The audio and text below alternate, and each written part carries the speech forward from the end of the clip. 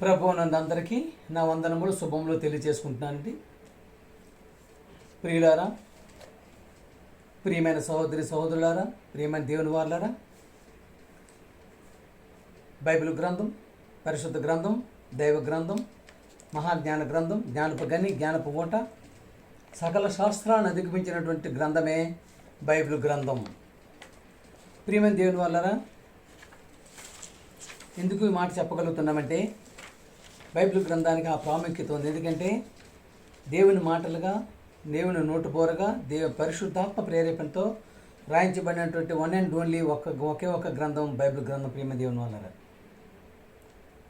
అయితే కాకపోతే ఈ బైబిల్ గ్రంథాన్ని దైవజనులు, క్రైస్తవ సహోదరులు, క్రైస్తవ సంఘాలు, పీఠాధిపతులు, మతాధిపతులు అని చెప్పేసి చాలామంది ఎదుగుతున్నటువంటి పదులు, వారు బిషప్స్, రెవరెండ్స్, ఇంకా అడగండి ఎన్నెన్నో పేర్లు పెట్టుకుంటూ గ్రంథాన్ని అసలు పరిశీలించి చదువుతున్నారని చూసుకున్నట్టయితే పరిశీలించలేదని చెప్పాలి. ప్రియమైన దేవుని వాళ్ళు, ఈరోజు దేవుని కృపా మహదర్శనాన్ని బట్టి,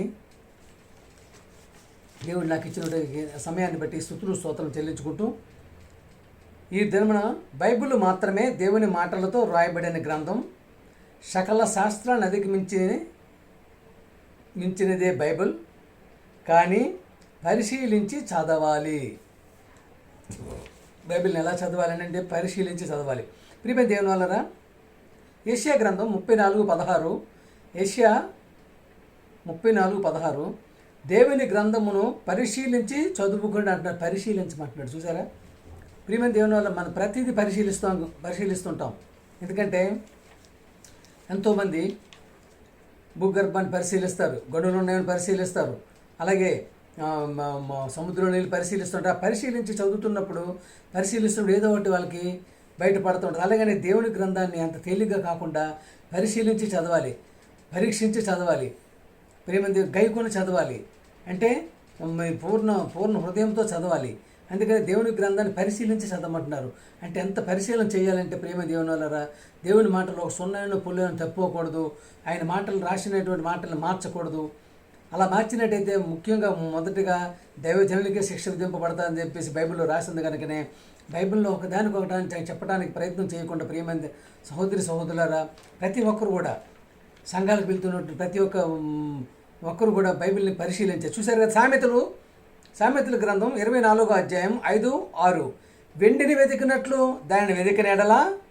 చూసారా ఏమండి, చిన్న వెండి పోతే ఎలా వెతుకుతుంటామండి మనం? శుభ్రంగా ఇల్లు ఇల్లంతా తీసేస్తాం, బట్టలను బయట తీసేస్తాం. దాచబడిన వెండిని వెతికినట్టు వెతకమంటున్నాడు. అంటే వెండి కనబడాలంటే మనం ఏం చేస్తామండి? ఇంట్లో కనబడకపోతే మొత్తం వస్తువులను చిందరబందర చేసి బయటకి ఇసిరేసి అది కనిపించినంత వరకు మనం దాన్ని వెతుకుతూనే ఉంటాం. అంటే వెండిని వెతికినట్టు దానిని వెతికిన ఎడల, దాచబడిన ధనమును వెతికినట్లు దాన్ని వెతికిన ఎడల. చూసారా, కొంతమంది చనిపోయిన తర్వాత పరుపులు గట్ట కట్ చేస్తుంటారు, అందరూ డబ్బులు పెట్టారేమో అని చెప్పేసి. అలాగే గుప్త నిధుల కోసం వెళ్తూ ఉంటారు.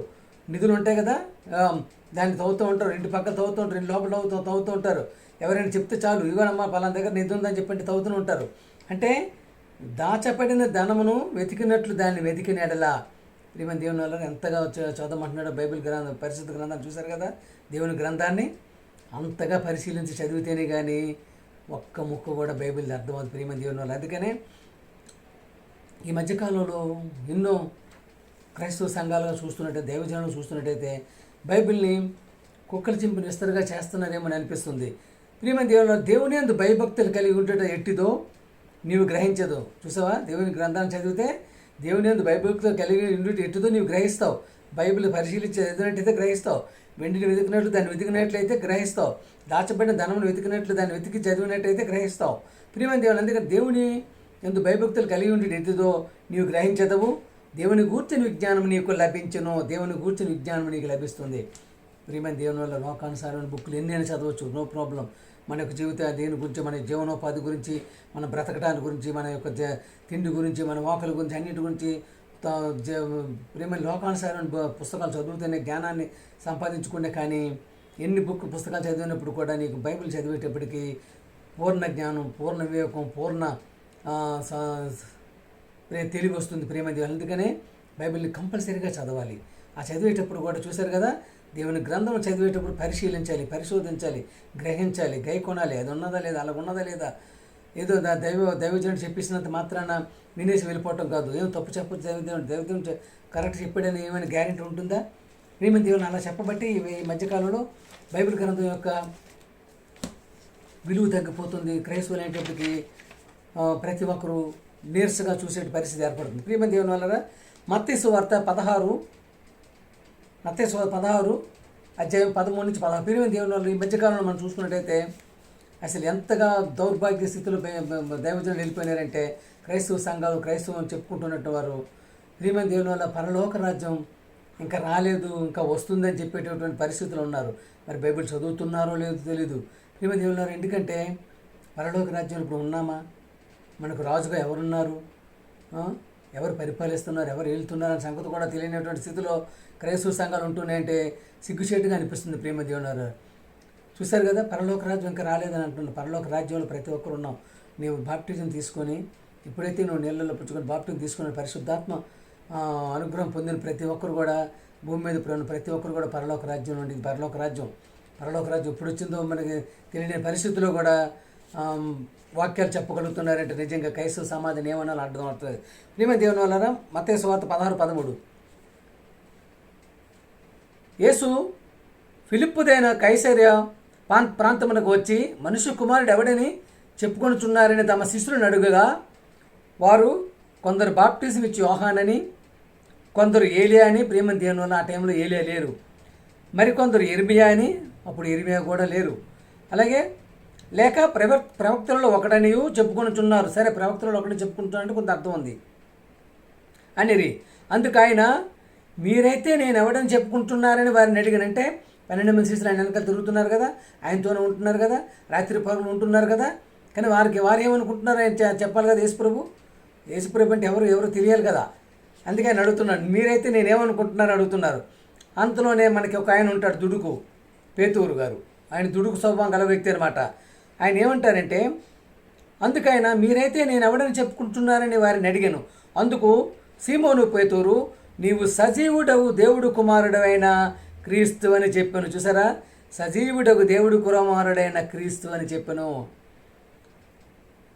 చూసారా, ప్రియ సంఘమా, క్రైస్తవ సంఘమా, క్రైస్తవ సమాజమా, క్రైస్తవ దైవజనులారా, బిషప్పులారా, రెవరెండులారా, చూసారు కదా ఏమని చెప్పారండి? నీవు సజీవుడకు దేవుని కుమారుడు అయిన క్రీస్తు అని చెప్పాను. యేసుప్రభు మరి ఆ మాట చెప్పేటప్పటికి ఏమన్నారండి? ఏమయ్యా, నీకేం దిమాగ్ లేదా? దేడి దిమాగ్ గడవా? నీకేం పిచ్చి పట్టిందా? నీకేం మతి ఉందా లేదా? ఎంతవరకు నేను నీతో తిరుగుతూ ఉంటే నువ్వు నేను సజీవుడు అని దేవుడు కుమారుడు అంటావా అని అనాలి కదా. అలాగన్నారండి. ఏమయ్యా, నీకేం దిమాగ్ ఖరాబ్ అయిందని చెప్పి అన్నాడు. ఏమన్నారండి ఆయన? యేసుప్రభు గారు చూశారు కదా. అందుకు యేసు, షీమోను బర్యోనా, నీవు ధన్యుడు. ఏమన్నారండి? ధన్యుడు అన్నాడు ఆయన. పరలోకమందున నా తండ్రి ఈ సంగతి బయలుపరచనే కానీ నరులు నీకు బయలుపరచలేదు. చూసారా, నరులు నీకు బయలుపరచలేదు అంటున్నారు. చూడండి ప్రియమైన దేవులారా, నరులు నీకు బయలుపరచలేదు అంటున్నారు. నరులు అనేవారు ఎవరు కూడా అది భరత. చూసారా ప్రియమైన దేవుళ్ళు, ఎందుకంటే రక్త మాంసము గలవారే నరులు, రక్త మాంసంతో ఉన్నటువంటి వారే నరులు. చూసారా, అందుకని మనకి పుట్టినట్లు ఉంటుంది. మూల భాషలో రక్త మాంసములు కలిగిన వాడే నరుడు. అందుకని ప్రియమైన దేవుని వల్ల ఏమన్నాడు ఆయన? నువ్వు ధన్యుడు. తండ్రి ఆవహించి తండ్రి చెప్తేనే కానీ, తండ్రి యొక్క ఇది ఉంటేనే కానీ, వరం ఉంటేనే కానీ, తండ్రి కృప ఉంటేనే కానీ, తండ్రి అనుగ్రహం ఉంటేనే కానీ యేసుప్రభు దేవుడు కుమారుడిని ఏ ఒక్కరూ చెప్పలేరు. ప్రియమైన దేవుని వల్ల ప్రియమైన దేవుని వల్ల యేసుప్రభు గారు దేవుని కుమారుడు అంటే అంత తిన్నతనంగా అనుకోకూడదు మనం. ఎందుకంటే ఆయన అద్వితీయ కుమారుడు. జగత్తు పునాది వేయబడక మునిపే తండ్రి దగ్గర ఉన్నటువంటి వాడు. ప్రియమైన దేవుని వల్ల నీవు బయలుపరచదు. మరియు నీవు పేతురు. చూసారా, పేతురు, ఈ బండ మీద నా సంఘమును కట్టుదువు. ఎవరండి బండ? క్రీస్తు, యేసుక్రీస్తు అనే బండ మీద ఏముంటుందండి? నా సంఘమును కట్టుదువు. పాతాళలోక ద్వారములు దాని ఎదుట నిలువనేరవని నేను నీతో చెప్పుచున్నాను. పరలోక రాజ్యం యొక్క తాళపు చెవులు నీకు ఇచ్చేదను. ఏ చెవులు ఇచ్చారండి ఆయన? యేసుప్రభు ఏ చెవులు ఇచ్చారండి? పరలోక రాజ్యం యొక్క తాళపు చెవులు పేతురికి ఇచ్చేసారు. చూసారా ఎంతటి ఘనత పొందినటువంటి పేతురు గారు. చూసారా యేసు ప్రభు దేవుడు కుమారుడు అని చెప్పేటప్పుడు యేసు ప్రభు ఏం చేశారండి? పరలోక రాజ్యం శాలపు జైలు ఇచ్చారు. పరలోక రాజ్యం రాలేదండి. ప్రియమైన దేవుని వాళ్ళారా, ప్రియులారా, ప్రియ సహోదరి సహోదరులారా, క్రైస్తవ సమాజమా, క్రైస్తవ సంఘమా, చూసారా? అప్పుడే పరలోక రాజ్యం మీకు వచ్చింది. సంఘం ఎక్కడ కట్టాలండి? ఎలా కట్టాలండి? సజీవుడు యేసుప్రభు ఎవరండి? సజీవుడు దేవుడు కుమారుడు అని క్రీస్తుని ఒప్పుకున్నాకనే నువ్వు సంఘాన్ని కట్టాలి. ఆ విధంగా కట్టే సంఘాలు ఉన్నాయా? ఆ విధంగా కడుతున్నారా? ప్రియమైన దేవుని వాళ్ళారా, అపోస్తల కార్యములు 2:36 నుంచి చదువుతామండి. అపోస్తల కార్యములు 2వ అధ్యాయం 36 నుంచి, మీరు సిలువ వేసిన యేసునే దేవుడు ప్రభువుగాను క్రీస్తుగాను నియమించను. చూసారా? సిలువ వేసి చంపేశారు కదా. దేవుడు ఎవరిని పంపించారండి? యేసును క్రీస్తుగాను ప్రభువుగాను పంపించాడు. చూసారా? దేవుడు యేసుని దేవుడు ప్రభువుగాను క్రీస్తుగాను పంపించాడు. కానీ ఏం చేశారండి? ఇది ఇశ్రాయేలు వంశమంతయు రూఢిగా తెలుసుకొనుచున్నారు. తెలుసుకొని చెప్పిన వారు ఈ మాట విని హృదయంలో నొచ్చుకొని, సహోదరులారా, మేమేమి చేతమని పేతురుని కడమ అపోస్తలులు అడగగా, అంటే బాధపడుతున్నారు, చింతిస్తున్నారు, ఎంతో బాధలో ఉన్నారు. ఏంటి ఎంత అనవసరంగా మనం చంపేసిన దేవుడు కుమారుడైనటువంటి క్రీస్తుని చంపి మన పాపాల కోసం వచ్చినటువంటి వ్యక్తిని చంపాం కదా అని చెప్పి బాధపడుతుంటే, అందుకు మీరు మారు మనసు పొంది పేతురు పాప క్షమాపణ నిమిత్తం ప్రతివాడు యేసుక్రీస్తు నామమున బాప్తిజం పొందుడి, అప్పుడు మీరు పరిశుద్ధాత్మ వరము పొందుదురు. చూసారా? ఈ వాగ్దానమునకు మించిన మీ పిల్లలకు దూరస్తులందరికీ, అనగా ప్రభువైన మన దేవుని తన యొద్దకు పిలిచిన వారందరికీ చెందిన వారితో చెప్పును. ఇంకను అనేక మంది, చూసారా, ఇంకను అనేక విధములైన మాటలతో సాక్ష్యం ఇచ్చి, మీరు మూర్ఖులకు ఈ తరము వారికి వేరే రక్షణ పొందుడని వారిని హెచ్చరించెను. కాబట్టి అతని వాక్యమును అంగీకరించిన వారు బాప్టిజం పొందిరి. ఆ దినముందు ఇంచుమించు 3,000 మంది చేర్చబడిరి. వీరు అపోస్తలుల బోధేందును, సహవాసమేందును, రొట్టె విరుచుటేందును, ప్రార్థన చేయుటేందును ఎదటెగక ఉందని. చూసారా? ప్రియమైన దేవుని వల్ల పరలోక రాజ్యం రాలేదా? ఇంకా వస్తుందా? యేసు రాజుగా వస్తున్నాడని పాట పాడుతుంది. కరెక్టేనా? యేసు రాజుగా వచ్చుచున్నాడని పాడుతుంటారు. ఏం మరి ఏంటో పాట నాకు అర్థం. మనం అంతకుముందు వచ్చిన యేసు గారు రాజుగా రాలేదా? ఇంకా మళ్ళీ రాజుగా నీకు రావాలా? ఇప్పుడు పరిపాలిస్తుంది ఆయనే కదా. విశ్వాన్ని పరిపాలిస్తుంది యేసుప్రభు కదా. తండ్రి కుడిపాసం కూర్చున్నటువంటి ఈజ్ ఎ కింగ్. ప్రియమైన దేవుడు, అందుకని ఇటువంటి మాటల్ని చెప్తూ ఉండగా ఎంత దుర్భరమైన పరిస్థితుల్లో మనం ఉంటున్నామంటే, ఇది కరెక్టేనా అసలు? యేసుప్రభు గారు అసలు ఏం చెప్తున్నారు? యేసుప్రభు గారు చెప్పే మాట ఏంటి? యేసుప్రభు పలికిన మాటలేంటి? మనం కొంచెమైనా అర్థం చేసుకోగలిగే పరిస్థితులు ఉంటున్నామా? ప్రియమైన దేవుని, అందుకనే ఏమని చెప్పండి? బైబిల్ గ్రంథాన్ని పరిశోధించి చదవమంటున్నారు. లూకాసు వార్త 3లో 2వ అధ్యాయము 52 అండి. యేసు జ్ఞానమందును వయస్సునందును దేవుని దయందును మనుషులు దయందును వర్ధిల్లుచుండెను. చూసారా? యేసుప్రభు ఎలా ఉంటుందండి? జ్ఞానం ముఖ్యమైనది. జ్ఞానం ఎందు వర్ధిల్లుతున్నారు. వయసునందు అంటే వయసు చెప్పలేము, ఏ వయసులో పాపం చేస్తామని చెప్పలేము. వయసునందు కూడాను. అలాగే దేవుని దయ, ముఖ్యంగా దేవుని దయ ఉండాలండి. దేవుని దయ ఎందును మనుషుల దయ కూడా ఉండాలి. చుట్టుపక్కల ఇరుగువారు పొరుగువారు, నిన్ను వెళ్ళి పొరుగువారిని ప్రేమించేటువంటి ఇంటి మాట బట్టి కూడా ఇరుగు పొరుగువారి దయ కూడా ఉండాలి. ప్రేమ దేవుని వల్ల ఇంతటి మాత్రమైనటువంటి యేసుప్రభు గారు పలుకుతున్నట్టు ప్రతి మాటను మనం అంగీకరించగలిగినట్టయితే అసలు యేసుప్రభు గారు ఎవరనేది మనకి గ్రహించడానికి ఆస్కారం ఉంటుంది. ప్రేమ దేవుని వల్ల యోహాను సువార్త 17వ అధ్యాయం 3, అద్వితీయ సత్యదేవుడు అని నిన్నును నీవు పంపిన క్రీస్తును. చూసారు? ప్రేమ దేవుని వల్ల అద్వితీయ సత్యదేవుడు అని నిన్నును నీవు పంపిన యేసుక్రీస్తును ఎరుగుటియే నిత్యజీవము. ఎవరు పంపించారండి? ఆయన మట్టుగా వచ్చేసారండి. ప్రేమ దేవుని వల్ల అందుకనే ఇంతటి మహత్తరమైనటువంటి జ్ఞానపూర్వకమైన మాటలు రాయబడినటువంటి బైబిల్ గ్రంథాన్ని పరిశీలించి ఎందుకు చదవమంటున్నానంటే, ఈ విధంగా అపార్థాలకు లోను కాకుండా ఉన్న బైబిల్లో ఉన్నది ఉన్నట్టుగా చెప్పాలి. కల్పితాలతో, కల్పనా కథలతో చెబుతూ ప్రేమ దేవుని వల్ల మన వినేవారు కూడా దురద చెవులతో వినేవారుగా ఉండకుండా, అంటే కల్పనా కథలు చెబుతూ ఉంటే మాత్రం చాలా చక్కగా వింటుంటాము, చెవులు బాగానే పెడుతూ ఉంటారు, దురద చెవులు ఎక్కువ అవుతూ ఉంటాయి. అందుకని ప్రేమ వాళ్ళ కల్పనా కథలు కాకుండా బైబిల్ ఉన్నది. ఎందుకంటే దేవుని గ్రంథం పరిశీలించి చదవాలి. దీనిలో ఒక పెళ్ళు అయిన సున్నైన పోకూడదు, ఒక పొల్లు అయిన సున్నైన కలపకూడదు. కనుకనే ఎంత పవిత్ర గ్రంథాన్ని మనం చదివేటప్పుడు ఎంతో శ్రద్ధతో పరిశీలించి చదివి జ్ఞానాన్ని పెంపొందించుకునే దేవుడు ఎవరు, యేసుప్రభు ఎవరు, పరిశుద్ధాత్మ ఎవరు, ఈ ముగ్గురిని మనం తెలుసుకోగలిగినట్టయితే నీవు ఉన్నటువంటి యొక్క క్రైస్తవ సమాజానికి ఎంతో మేలుకరంగా ఉంటుంది. అందుకే ప్రేమ దేవుని వల్ల ఎప్పుడైతే నువ్వు నీళ్ళలో మునిగి బాప్టిజం తీసుకున్నావో అప్పుడే నీకు పరిశుద్ధాత్మ వరం పొందుతుంటావు. అలాగే పరలోక రాజ్యం యొక్క సభ్యునిగా చేర్చబడుతుంది. పరలోక రాజ్యం ఇక్కడనే ఉంది ప్రేమ దేవుని వల్ల. పరలోక రాజ్యం వేరు, పరలోకం వేరు. చనిపోయిన తర్వాత పరలోకం వెళ్తావు. ప్రస్తుతం పరలోక రాజ్యంలో ఉన్నాం. ఇది గ్రహించుకొని ప్రతి ఒక్కరూ ఎంతో భయభక్తులతో బైబిల్ గ్రంథాన్ని చదవాలని కోరుకుంటూ పాట పాడుకుందామండి.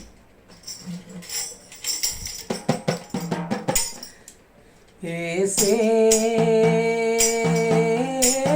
నాకు కాపరి, యేసే నాకు ఊపిరి, ప్రభు పాటలనే పాడెదను, ప్రభు బాటలో నడిచెదను. యేసే నాకు కాపరి, యేసే నాకు ఊపిరి, ప్రభు పాటలనే పాడెదను, ప్రభు బాటలో నడిచెదను. యేసే నాకు కాపరి, యేసే నాకు ఊపిరి.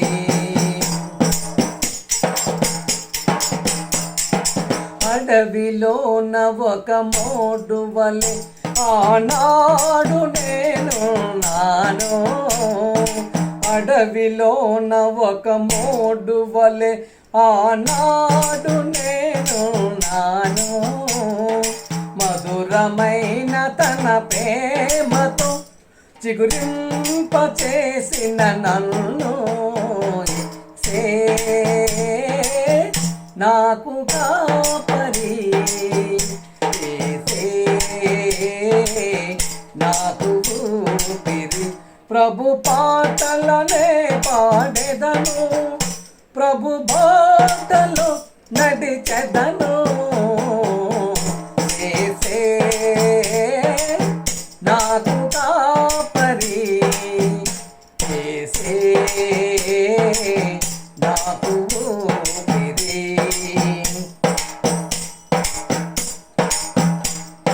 వాసన లేని గడ్డి పువ్వులా నాడు నేను నాను, వాసన లేని గడ్డి పువ్వులా నాడు నేను నాను.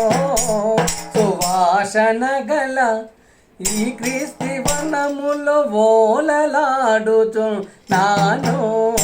యేసే నాకు కాపరి, యేసే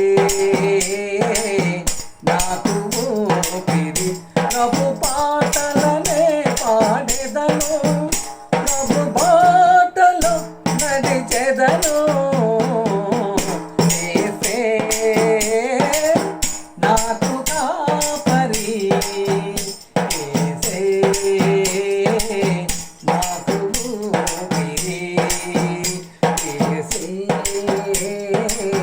నాకు ఊపిరి, యేసే నాకు ఊపిరి. అందరికీ వందనాలండి. ఆ దేవాది దేవునికి స్తోత్రం చెల్లించుకుంటూ, ప్రియమైన సహోదరులారా, ప్రియులారా, ప్రియమైన దేవుని వాళ్ళారా, చెప్పినటువంటి వాక్యం అందరికీ తండ్రి అందినట్టయితే, నచ్చినట్టయితే లైక్ కొట్టండి, షేర్ చేయండి. ప్రతి ఒక్కరికి షేర్ చేస్తారని భావించుకుంటూ జి ఈశ్వరరావు అందరికీ వందనం తెలియజేసుకుంటున్నాను అండి.